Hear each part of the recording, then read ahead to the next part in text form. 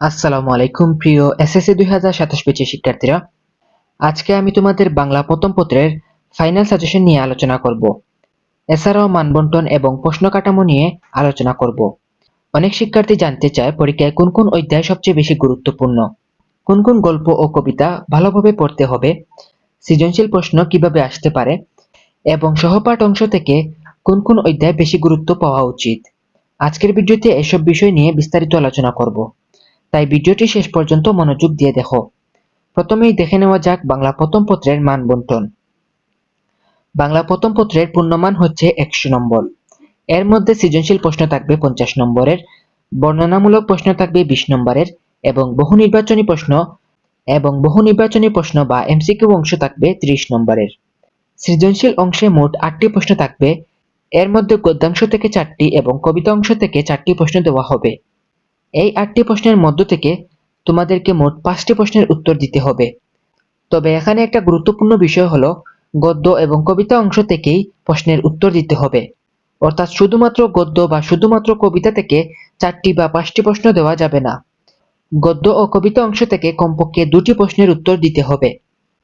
প্রতিটি সৃজনশীল প্রশ্নের মান থাকবে 10 নম্বর এবং 5টি প্রশ্নে মোট 50 নম্বর হবে। এবার আসি তোমাদের সহপাঠ অংশে।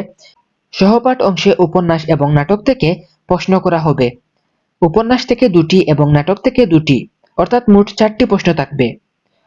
তোমাদেরকে উপন্যাস থেকে 1টি এবং নাটক থেকে 1টি প্রশ্নের উত্তর দিতে হবে। মোট 2টি প্রশ্নের উত্তর দিতে হবে। প্রতিটি প্রশ্নের মান হচ্ছে 10 নম্বর। এখানে প্রতিটি প্রশ্নে 2টি অংশে ভাগ করা থাকে। একটা হচ্ছে ক অংশ এবং আরেকটা হচ্ছে খ অংশ।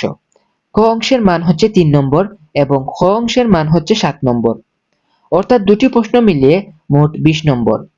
এবার আসি এমসিকিউ অংশে। তোমাদের বাংলা প্রথম পত্রের মোট 30টি বহু নির্বাচনী প্রশ্ন থাকবে এবং সবচেয়ে গুরুত্বপূর্ণ প্রশ্ন হলো সবগুলো প্রশ্নের উত্তর দিতে হবে। এখানে কোনো প্রশ্ন বাদ দেওয়ার সুযোগ নেই। প্রতিটি প্রশ্নের মান 1 হয় মোট নম্বর হচ্ছে 30। এখন আমরা আলোচনা করব সবচেয়ে গুরুত্বপূর্ণ গদ্যগুলো নিয়ে। আমি এখানে 3টি স্টার এবং 2টি স্টারের ভিত্তিতে সাজেশন দিচ্ছি। 3টি স্টার অর্থাৎ সবচেয়ে গুরুত্বপূর্ণ গদ্যগুলো। সবচেয়ে গুরুত্বপূর্ণ গদ্যগুলোর মধ্যে হলো ফুলের বিবাহ, এটি লিখেছেন বঙ্কিম চট্টোপাধ্যায়। এরপরে সুবা, এটি লিখেছেন রবীন্দ্রনাথ ঠাকুর। এরপরে বইপড়া, এটি লিখেছেন প্রমোদ চৌধুরী। এরপরে পল্লী সাহিত্য, এটি লিখেছেন মোহাম্মদ শহীদুল্লাহ। এরপরে উপেক্ষিত শক্তির উদ্বোধন, এটি লিখেছেন কাজী নজরুল ইসলাম। এরপরে প্রবাস বন্ধু লিখেছেন সৈয়দ মুজতবা আলী। 21-এর গল্প লিখেছেন জাহির রায়হান এবং সবার শেষে আমাদের গৌরব গাথা, এটি হচ্ছে সংকলিত। এখন অনেকেই বলতে পারো যে আমি লেখকের নাম কেন বললাম, কারণ লেখকের নাম থেকে বা লেখকের পরিচয় থেকে অনেক প্রশ্ন আসে। এমসিকিউ প্রশ্ন এবং সিকিউ প্রশ্নের ক নম্বরেও থাকতে পারে। তাই অবশ্যই তোমরা লেখক পরিচিতি ভালোভাবে শিখে নিবে এবং কোন অধ্যায়ে কে লিখেছেন সেটাও ভালোভাবে জেনে নিবে। এসব অধ্যায় থেকে সৃজনশীল এবং এমসিকিউ উভয় ক্ষেত্রেই প্রশ্ন আসার সম্ভাবনা তুলনামূলক বেশি। তাই এগুলোর মূলভাব, লেখক পরিচিতি, গুরুত্বপূর্ণ উক্তি এবং অনুশীলন প্রশ্ন ভালোভাবে প্রস্তুত রাখবে। এবার গুরুত্বপূর্ণ 2 স্টার বিশিষ্ট গদ্যগুলো দেখে নেওয়া যাক। 2 স্টারের মধ্যে রয়েছে প্রত্যুপকার, এটি লিখেছেন ঈশ্বরচন্দ্র বিদ্যাসাগর। এরপরে অভাগীর স্বর্গ, এটি লিখেছেন শরৎচন্দ্র চট্টোপাধ্যায়। এরপরে মানুষ মোহাম্মদ সাল্লাল্লাহু আলাইহি সাল্লাম, এটি লিখেছেন মোহাম্মদ ওয়াজিদ আলী। এরপরে নিমগাছ, এটি লিখেছেন বনফুল। এরপরে মমতাদি, এটি লিখেছেন মানিক বন্দ্যোপাধ্যায়। এরপরে আমাটির ভেপু, এটি লিখেছেন বিভূতিভূষণ। এগুলো অবশ্যই পড়তে হবে, কারণ বোর্ড পরীক্ষায় যে কোনো অধ্যায় থেকে প্রশ্ন আসতে পারে। এছাড়াও এমসিকিউ এর জন্য এই অধ্যায়গুলো গুরুত্বপূর্ণ।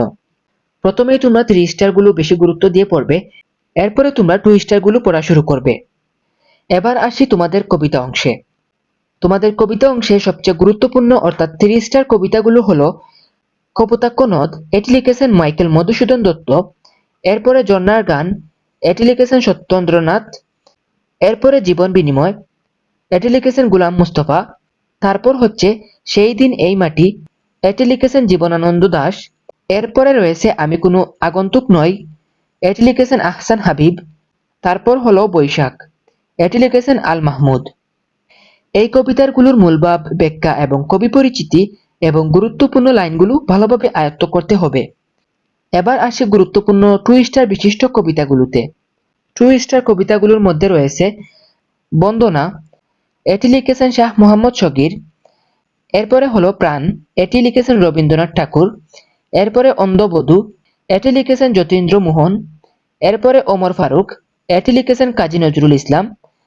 তারপর রয়েছে যাব আমি তোমার দেশে, এটি লিখেছেন জসিমউদ্দিন। এরপর হলো আমার দেশ, এটি লিখেছেন সুফিয়া কামাল। এরপর রয়েছে বৃষ্টি। এরপরে হচ্ছে রানার, এটি লিখেছেন সুকান্ত ভট্টাচার্য। এখন অনেকেই বলবে যে ভাইয়া আপনি তো অধ্যায়গুলোর নাম বললেই হলো, আপনি লেখক বা কবিদের নাম বলার কোনো প্রয়োজন আছে? আমি বলবো যে ভাইয়া কবিদের নাম বলার উদ্দেশ্য হচ্ছে আপনাদের অধ্যায়গুলো যেমন গুরুত্বপূর্ণ, কবিদের পরিচিতিও তেমন গুরুত্বপূর্ণ। প্রতি বছর কবি পরিচিতি থেকে অনেক অনেক প্রশ্ন চলে আসে, তাই অবশ্যই তোমাদেরকে অধ্যায়গুলোর সঙ্গে কবি পরিচিতিটি ভালোভাবে পড়ে নিবে। এরপরে সবার শেষে রয়েছে তোমাকে পাওয়ার জন্য হে স্বাধীনতা, এটি লিখেছেন শামসুর রহমান। এসব কবিতা ও গুরুত্বের সঙ্গে প্রস্তুতি নিতে হবে। এবার আসি তোমাদের সহপাঠ অংশে। সহপাঠ অংশে রয়েছে উপন্যাস এবং নাটক। উপন্যাস অংশে রয়েছে 1971, এটি লিখেছেন হুমায়ুন আহমেদ। এরপরে নাটক অংশে রয়েছে বহিপীর, এটি লিখেছেন সৈয়দ ওয়ালিউল্লাহ। এই দুটি অধ্যায়ের চরিত্র, কাহিনী, বিষয়বস্তু, গুরুত্বপূর্ণ ঘটনা এবং লেখক পরিচিতি অবশ্যই ভালোভাবে পড়ে রাখবে।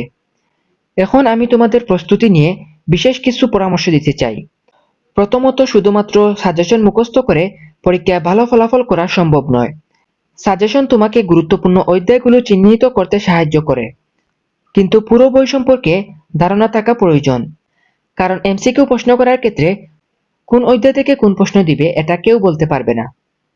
দ্বিতীয়ত হচ্ছে গদ্য ও কবিতা অংশের লেখক পরিচিতি এবং মূলভাব ভালোভাবে আয়ত্ত রাখবে। এমসিকিউতে এসব বিষয় থেকে প্রায়ই প্রশ্ন আসে। তৃতীয়ত হচ্ছে বিগত বছরের বোর্ড প্রশ্নগুলো অবশ্যই সমাধান করবে, এতে প্রশ্নের ধরন সম্পর্কে পরিষ্কার ধারণা পাওয়া যাবে। চতুর্থ হলো নিয়মিত সৃজনশীল লেখার অনুশীলন করবে, কারণ অনেক শিক্ষার্থী প্রশ্নের উত্তর জানলেও সঠিকভাবে উত্তর উপস্থাপন করতে পারে না, সেজন্য সে নাম্বার কম পায় এবং সময় সম্পর্কে ধারণা না থাকায় সে পুরো আনসার করে আসতে পারে না। পঞ্চম হলো পরীক্ষার আগে অন্তত একবার হলেও যা যা পড়েছো সবগুলো রিভিশন দিয়ে যাবে। সবশেষে বলবো, এই সাজেশনগুলো তোমাদের প্রস্তুতিকে আরো সহজ এবং গুছানো করবে। তাই গুরুত্বপূর্ণ অধ্যায়গুলো ভালোভাবে পড়ার পর পাশাপাশি বাকি অধ্যায়গুলো অবশ্যই দেখে যাবে। ভিডিওটি শেষ করার আগে তোমাদের জন্য একটি বিশেষ উপহার আছে। আমি এসএসসি 2027 এর বাংলা প্রথম পত্রের জ্ঞানমূলক ও অনুধাবনমূলক প্রশ্নের একটি বিশেষ সাজেশন পিডিএফ তৈরি করেছি, যা তোমাদের জন্য একেবারে ফ্রিতেই দিয়ে দিচ্ছি। এই সাজেশন শিটের মধ্যে প্রতিটি অধ্যায়ের মাত্র 8 থেকে 10টি জ্ঞানমূলক ও অনুধাবনমূলক প্রশ্ন ভালোভাবে প্রস্তুতি করতে পারলেই তোমাদের পরীক্ষায় শতভাগ কমন পাওয়ার সম্ভাবনা রয়েছে। পিডিএফটি পেতে চাইলে ভিডিও নিচে কমেন্ট করে জানাও, আর আমাদের ফেসবুক পেজের মেসেঞ্জারে গিয়ে তোমাদের বাংলা প্রথম পত্রের পিডিএফ লাগবে বলে মেসেজ দাও, সাথে সাথে আমি তোমাদেরকে পিডিএফটি পাঠিয়ে দিব। আর খুব শীঘ্রই বাংলা প্রথম পত্রের সৃজনশীল প্রশ্নের ফাইনাল সাজেশন এবং অন্যান্য বিষয়ের সাজেশন শিট নিয়ে আসব। তোমাদের এসএসসি 2027 ব্যাচের আর কোন কোন বিষয়ের সাজেশন লাগবে অবশ্যই কমেন্ট করে জানাবে। তোমাদের কমেন্টের গুরুত্ব দিয়ে আমরা সবার আগে সেই বিষয়ের সাজেশন নিয়ে হাজির হব। ভিডিওটি যদি তোমাদের উপকারী মনে হয় তাহলে অবশ্যই একটা লাইক দিবে, বন্ধুদের সাথে শেয়ার করবে এবং এসএসসি 2027 এর সকল গুরুত্বপূর্ণ সাজেশন, নোট এবং পরীক্ষার আপডেট পেতে আমাদের চ্যানেলটিকে সাবস্ক্রাইব করে পাশে থাকবে। ধন্যবাদ সবাইকে। আল্লাহ হাফেজ।